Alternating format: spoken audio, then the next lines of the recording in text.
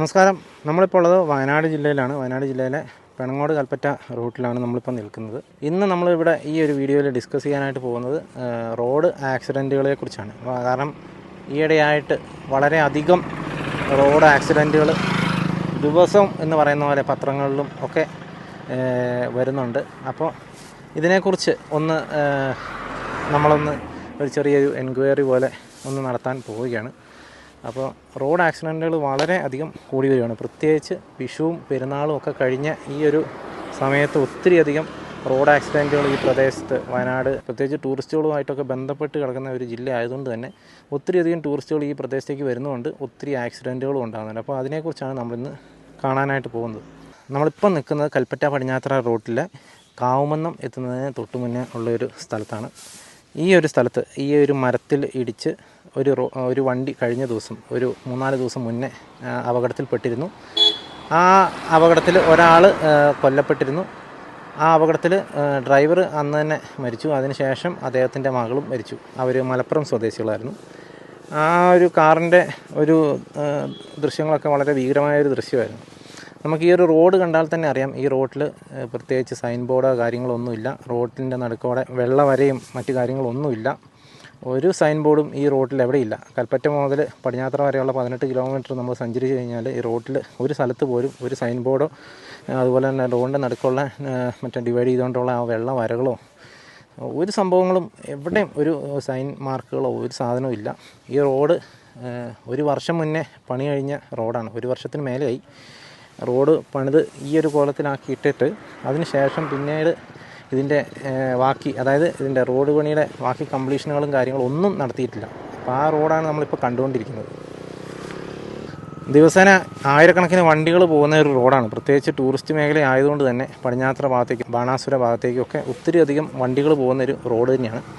അപ്പോൾ എനിക്ക് ഈ അടുത്തായിട്ട് ഉണ്ടായ ആക്സിഡൻറ്റുകളിലൊക്കെ ഉണ്ടായ ഒരു കോയിൻസിഡൻസ് എന്നാണെന്ന് വെച്ച് കഴിഞ്ഞാൽ ഈ ആക്സിഡൻറ്റുകളിലൊക്കെ മരിച്ച ആൾക്കാരൊക്കെ മിക്കവാറും പേരും ഒരു 90% ആൾക്കാരും ടൂറിസ്റ്റുകൾ തന്നെയാണ്.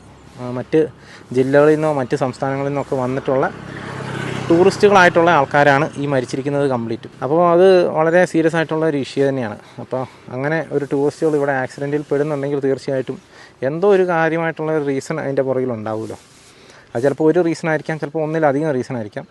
അപ്പോൾ ആ ഒരു റീസണിനെ കുറിച്ച് ചെറുതായിട്ടൊരു സ്റ്റഡിയും കൂടെ ഞാനിപ്പോൾ നടത്തുന്നുണ്ട്. ഇപ്പോൾ ഈ കണ്ട ഒരു റോഡിൻ്റെ അതായത് കാവുമന്നം എത്തുന്നതിന് മുന്നേ ഉള്ള ഈ ഒരു സ്ഥലത്ത് നടന്ന ഈ ഒരു ആക്സിഡൻറ്റിന് കാരണമായിട്ടുള്ള ഒരു കാര്യം എന്ന് പറഞ്ഞാൽ ഈ ഒരു റോഡിൽ പ്രത്യേകിച്ച് ഡിവൈഡറുകളും കാര്യങ്ങളൊന്നുമില്ല, അല്ലെങ്കിൽ റോഡിൻ്റെ നടുക്കോടെയുള്ള വെള്ള വരിയില്ല, മറ്റ് സൈൻ ബോർഡുകളും കാര്യങ്ങളൊന്നുമില്ല. നല്ലൊരു വളവാണ്. അത് മാത്രമല്ല, ഈ വളവിൻ്റെ സൈഡിലൊന്നും നമുക്ക് ഒരു ക്രാഷ് ഗാർഡോ അല്ലെങ്കിൽ ക്രാഷ് ബാരിയറുകളോ ഒന്നും അങ്ങനത്തെ സാധനങ്ങളൊന്നും ഇവിടെ കൊടുത്തിട്ടില്ല. അതുകൊണ്ട് തന്നെ ആ വണ്ടി നേരെ താഴേക്ക് വീഴുകയായിരുന്നു. അപ്പോൾ അത്തരം ഒരു വിഷയമുണ്ട് ഇതിൻ്റെ അകത്ത്. അപ്പോൾ അത് ഈ 100% നമുക്ക് ഡ്രൈവറുടെ ഭാഗത്തുനിന്ന് മാത്രമാക്കി നമുക്ക് ഈ ഒരു ആക്സിഡൻറ്റിനെ നമുക്ക് എഴുതി തള്ളാനായിട്ട് സാധിക്കില്ല. അടുത്തതായിട്ട് നമ്മൾ കാണാനായിട്ട് പോകുന്നത് 2 ദിവസങ്ങൾക്ക് മുന്നേ നടന്ന ഒരു ആക്സിഡൻറ്റ് നടന്ന ഒരു സ്ഥലമാണ്. 2 MBBS വിദ്യാർത്ഥികൾ സ്കൂട്ടിയിൽ പോകുമ്പോൾ അവർ ഈ ഒരു സ്ഥലത്ത് വെച്ചിട്ട് ഇവിടുന്ന് ഈ റോട്ടിൽ നിന്ന് നേരെ ഈ ഒരു വീടിൻ്റെ മുറ്റത്തേക്ക് ഈ ഇറക്കം ഇറങ്ങി വരുന്ന വഴിക്കാണ് അവർ നേരെ നിയന്ത്രണം വിട്ട് ഒരു വീടിൻ്റെ മുറ്റത്തേക്ക് വീണു.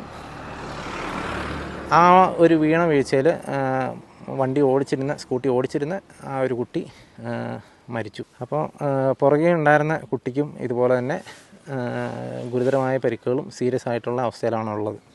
അപ്പോൾ അവർ 2 പേരും MBBS വിദ്യാർത്ഥിനികളാണ്. അവർ കോഴിക്കോട് സ്വദേശികളാണ്. അവർ ടൂറ് പോയതിന് ശേഷം തിരിച്ച് പോകുന്നൊരു വഴിയാണ്. അപ്പോൾ ഈ ഒരു വഴിക്ക് ഇത് ഇടിയംവയൽ റോഡാണ്. അതായത് പെണങ്ങോട് നിന്ന് ഇടിയംവയൽ വഴി അവരങ്ങനെ വൈത്തിരി പിടിച്ച് അങ്ങനെ കോഴിക്കോടിന് പോകാനായിട്ടായിരിക്കണം അവരുടെ പ്ലാന്. അപ്പോൾ ആ ഒരു റോഡിൽ ഉള്ളൊരു സ്ഥലമാണിത്. ഒരു ഇറക്കം ഇറങ്ങി വരുന്ന വഴിക്കുള്ളൊരു വളവാണ്.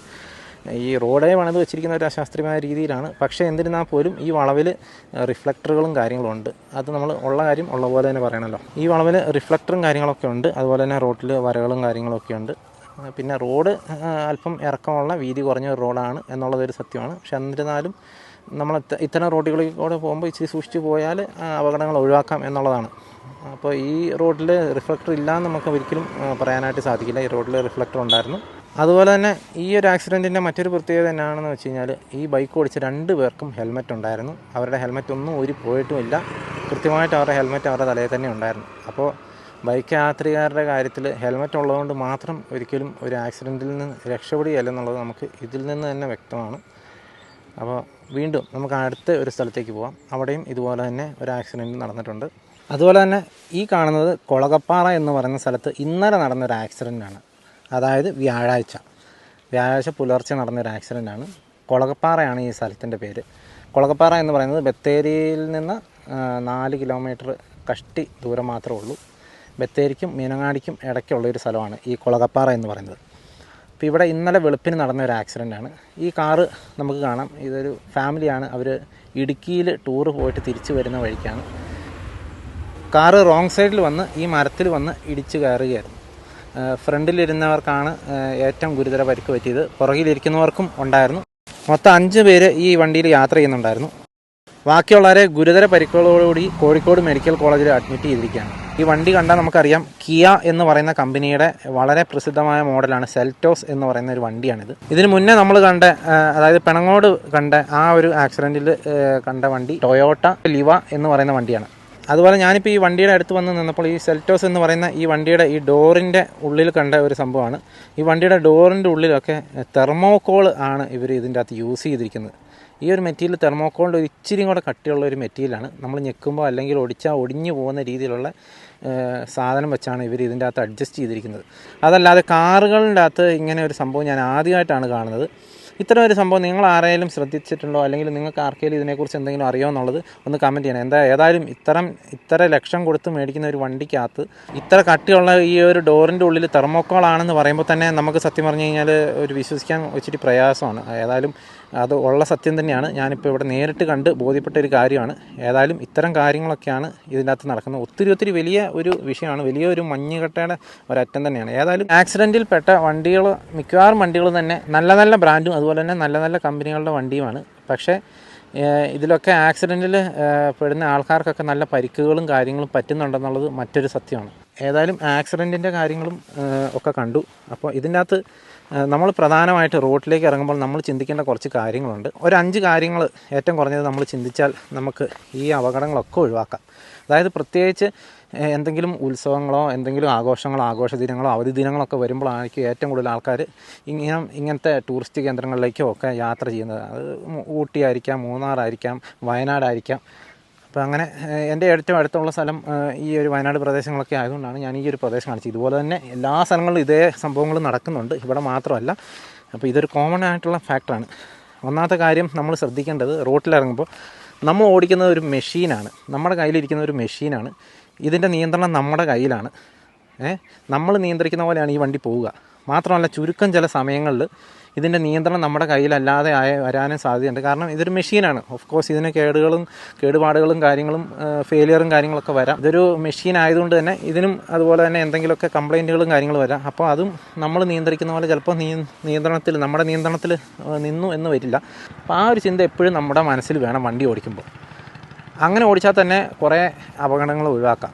രണ്ടാമത്തെ കാര്യം എന്താണെന്ന് വെച്ച് കഴിഞ്ഞാൽ, നമ്മൾ ഏതെങ്കിലും ഒരു ആഘോഷ സ്ഥലത്ത് പോകുമ്പോൾ നമ്മുടെ ആഘോഷങ്ങളും ആർമാദിക്കലും ഇച്ചിരി കുറച്ച് വെക്കുക. ആഘോഷങ്ങളും ഒക്കെ നല്ലതാണ്.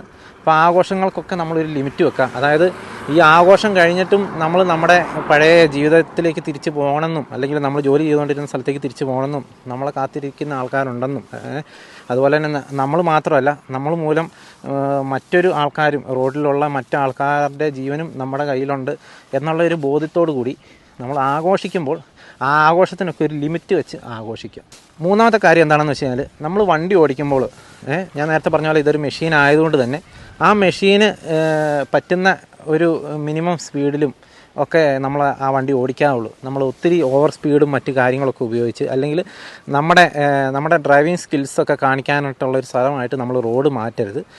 അതൊക്കെ ശ്രദ്ധിച്ചാൽ കൊള്ളാം. അടുത്ത ഒരു പോയിൻ്റ് എന്താണെന്ന് വെച്ച് കഴിഞ്ഞാൽ, ഇപ്പോൾ ഇങ്ങനെ നമ്മൾ ടൂറ് പോകുമ്പോൾ നമ്മൾ കൃത്യമായിട്ട് നമുക്ക് ഉറക്കം കിട്ടുന്നുണ്ടെന്ന് ഉറപ്പ് വരുത്തുക.